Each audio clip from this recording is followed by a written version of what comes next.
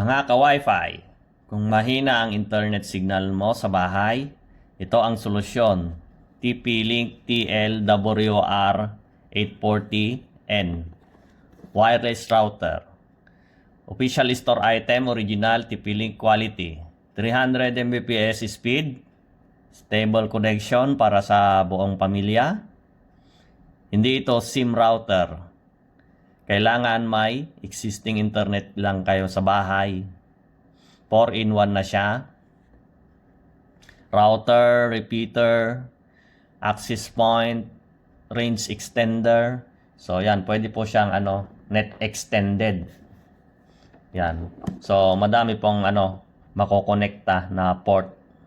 So ito yung one port, yung galing sa inyong fiber optic o Wi-Fi. So ito naman yung mga LAN ports para ma-split para sa mga PC, TV o laptop o anong gadget man yan na meron kayo.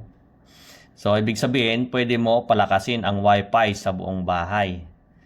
Perfect para sa online class, work from home, Netflix and YouTube, gaming, maraming device sabay-sabay.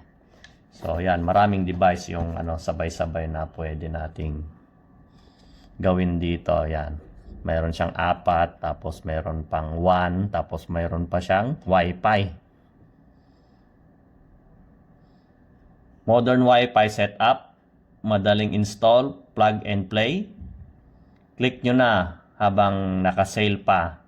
Sulit na sulit para sa stable na internet. Wala ka ng lag-lags. Walang putol. Smooth Wi-Fi everyday. So ito po, medyo nabuksan ko na siya. Pakita ko mamaya yung product. Kaya ginagamit ko na siya eh. Kahit 24/7 yan, maganda, matibay siya.